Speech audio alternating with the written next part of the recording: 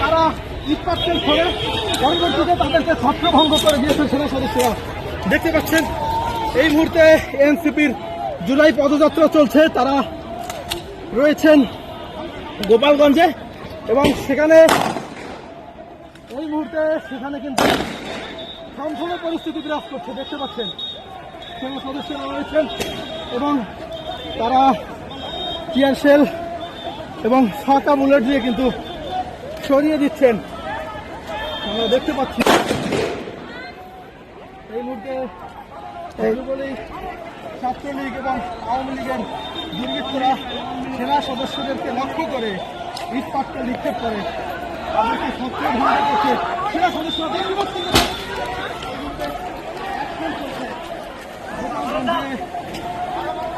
সেনাবাহিনীর যে অ্যাকশন, সেই অ্যাকশন